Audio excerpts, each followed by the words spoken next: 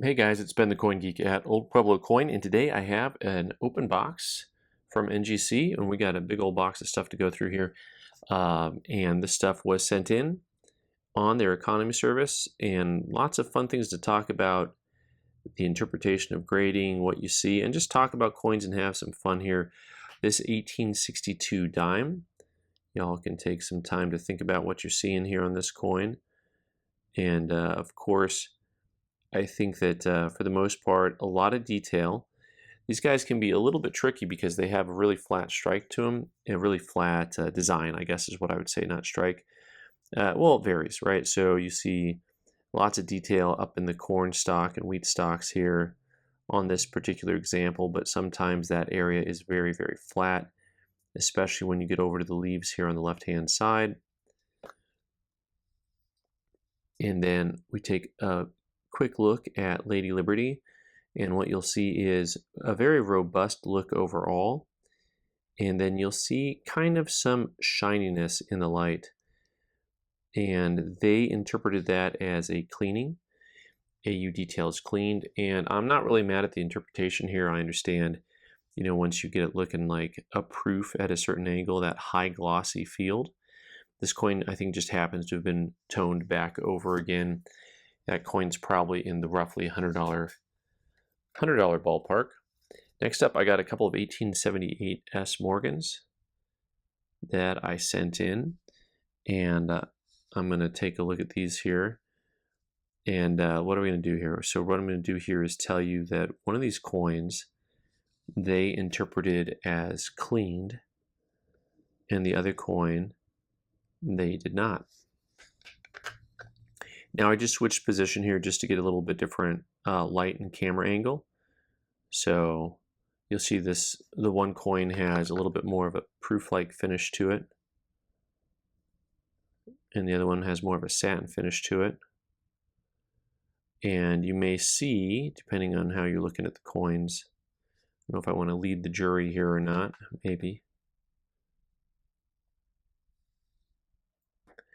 So if you're surprised that they called the one on the left Unk Details and the one on the right MS63, like the one on the right between these two coins is the one that I see some hairline action on, but also with those semi-proof-like fields, you're going to see a little bit more of that. So, as I did not start out with a disclaimer, I will put it here now. Folks, don't send coins in for grading. Let me bear the brunt of that. And I will say that once I look at this again a little bit closer under maybe some different lighting even, maybe I will interpret that I'm not going to bother to send it in to PCGS for a second shot. And, obviously not a financial thing, right? So I'm not going to make money on that. But the point about it is that, just to get a second opinion and just for everyone's, kind of comparison of kind of what the grading market's at right now, who's doing what. Some people say things about how they're grading coins currently. You'll hear guys at coin shows, oh, coin company X is doing this and coin company Y is doing that, and everyone's adjusting to this and adjusting to that, and they're calling the game too tight. They're letting everything go. Just probably depends on whose team you're cheering for, right? So next up, I have two 1879 S Morgan dollars that I sent in. The one on the left I sent in because I thought it would come back a gem grade 65. You see that there is definitely some marks up there on the field, on the cheek area, but the fields themselves are super satiny. And this coin did come back a 65. Probably a $175-ish type coin. This coin I very definitely sent in just because I thought we could get a star or a PL on the coin. And rarely would I send a coin in that I think is cleaned unless it's just a rare date. So when this one came back cleaned, this is going to fall into that column of interpretation. This coin has a lot of little hairlines on it. And actually right there, that's what you're seeing in the field under the US. But also, those hairlines do not extend above the devices. So does the hairlines do not jump over the Liberty cap or over the lettering? And so to me, those lines are not cleaning lines. So I am just curious if I sent this coin to PCGS. Here you can see the lines jumping around over here in the right field as I turn it in the light. And what I want to be able to see is all of those lines then continue to trickle over the M, right? If I can see those lines going over the M, I'm going to say cleaned, right? But if they do not go over the M or the star, then I'm going to say that that is just a part of the fields that are actually helping produce the mirror finish to it, because they are micro hairlines that are actually raised instead of a cleaning hairline, which will be in the field embedded. Because one thing is you're scratching the surface, the other thing is that the die itself was scratched, so the lines are actually raised. So once again, both of these coins here that are cleaned, I may end up just sending them to PCS for the heck of it. Generally speaking, we send off a lot of coins that for one reason or the other, and usually I don't run into too many head scratchers, and by head scratchers I mean when I get the coins back, you know, a trimester later, I remember why I sent it in and what I was looking at. And so this 81.0 Morgan, I will say, is a head scratcher. After I saw the grade on it and I looked at the coin again, I don't know if I just like accidentally left it in the box and it got sent in. But AU53, I will say I consider the coin to be nicer than a 53. I look at the luster hidden there, but also, all right, head scratcher. That one's, I think, got to be on the team manager, whoever that guy is. 85S Morgan dollar. So your Morgan dollars, of course, you've got your, you know, those first years at the San Francisco Mint were robust. And you saw high mintages, and then you get into the 83, 84, 85, 86, 87, 88, 89. You have this whole run of San Francisco Mint coins that are tougher to get, and sometimes that gives the interpretation to people that, well, all the San Francisco Mint coins are more rare, you know, and it's just usually you end up finding the 79s, 80s, 81s, 82s out there. So when people come to me and say, hey, I got a San Francisco Mint, is it rare? It's like, well, depends very heavily on the actual coin. So this coin here I sent in, remember this is an economy service, so you're looking at coins that are valued up to $300. This is a coin that I actually graded a 60. In other words, it has an uncirculated look to it, but it does have hairlines. This is a coin that much more easily could have been interpreted to me as cleaned than the previous coin that we looked at. By that I mean that 79S. MS62. So that actually pushes us north of the $300 ballpark limit that we were looking at originally when we sent the coins in. Let's move on to I have mostly Morgan dollars in this box, but I've got a couple of better date, semi-better date Buffalo nickels. 1913. Now these guys, of course, that date wore off real easy. And 1913, they made two types. The raised ground was type 1, and the flat ground was type 2. This is the 1913 San Francisco version, type 2. I like to tell people I don't know how to grade buffaloes, so we'll start with that. This VG10, nice looking coin overall, and I tell you it's about a $250 coin ballpark. It's kind of the key date for those buffaloes, for those early dates, the 13S type 2. Really a tough coin to get in a nice straight graded holder. Those dates wore off so fast on those guys. And then I have a 1913. You can see once again the date is basically gone. You just make out the 3 and then the top half of the rest of the coin. And then you have a lot of detail left beyond that, right? So because the rest of the coin is really sunken in, there's a ton of protection there if you think about how much detail there is left on the rest of the Indian's head, and then this one is the Denver Mint flat surface, so the type 2. So they've gotten away from calling them 1s and 2s sometimes and just calling them raised ground and flat. But the raised ground is considered the type 1. 1913 Denver Mint, so this guy came back a good 6. That's a $100 plus type coin on that guy. All right, so speaking of better dates, for some reason I decided on this 1895 O and S in just low grade to go ahead and send them both in and get them certified. Always a popular coin for those of you who are putting together Morgan sets. Maybe I just thought it'd be nice to have a couple of low grade graded 95s available. And you're going to see an interesting result here because we have an AG3 and an AG details cleaned. Once again, talk about the originality of the surface quality and the brightness of the surface quality.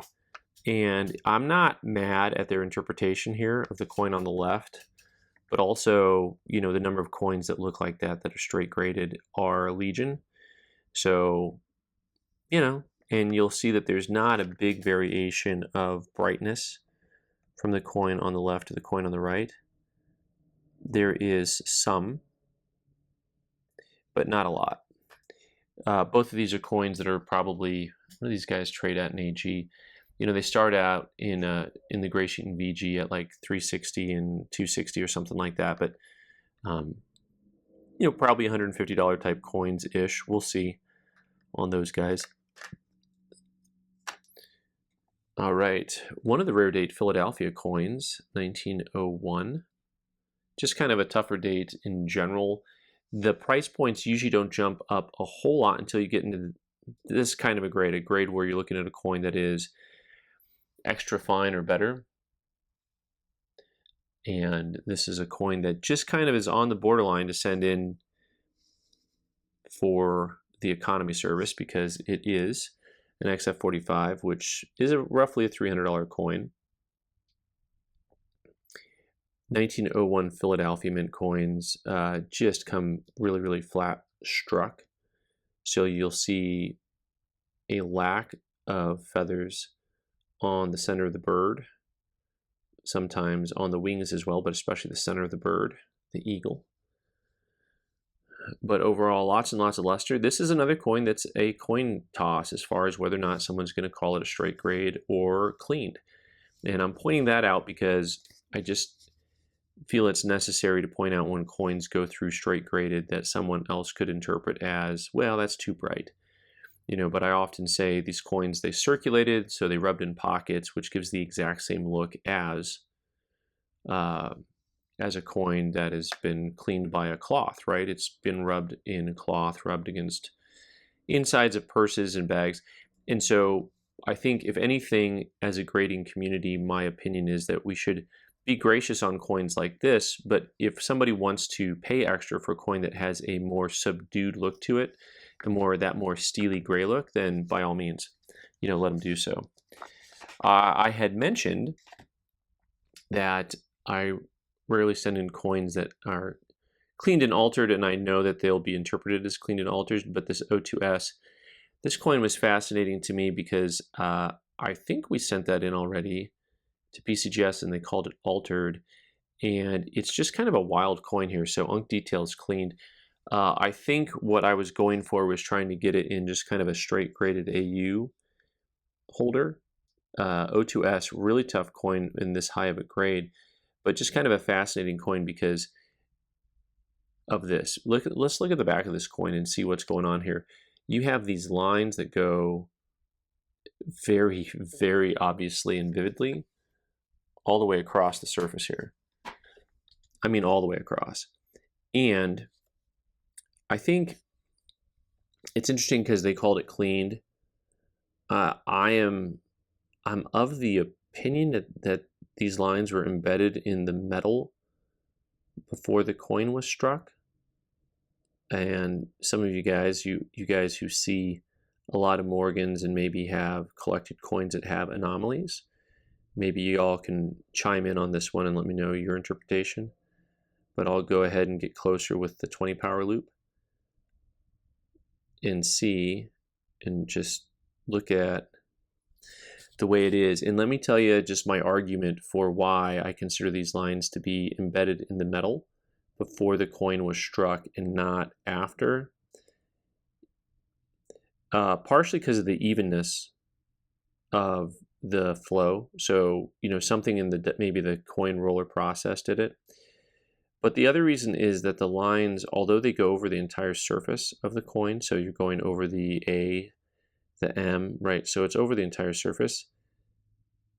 The lines don't really distort or pull back on the rim. In other words, you can see some remnants of the lines on the rims. So as we're looking, I can see a line coming off. I'm kind of just got some, you can see it going into the denticles, and you can see some of the line action on the rim.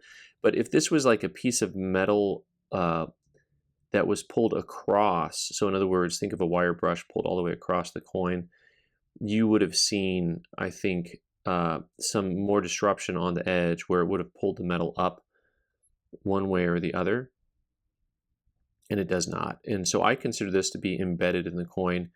Maybe we'll just put this up for auction. Y'all can decide what you think it's worth.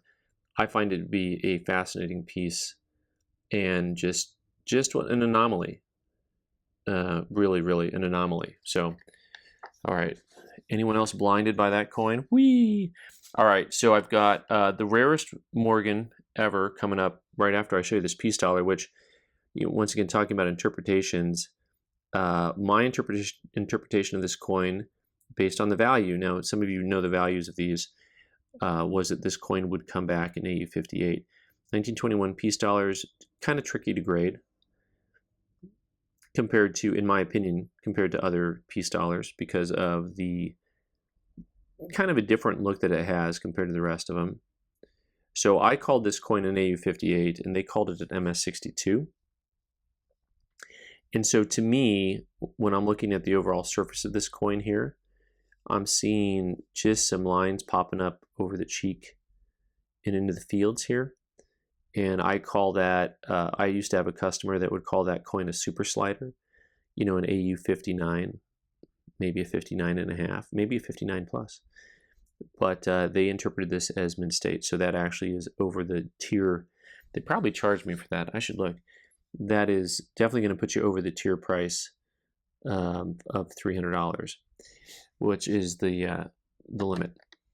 All right, last but not least, I have the rarest Morgan dollar. So the 1903, this is the lowest grade honest circulated 030 Morgan dollar I've ever owned.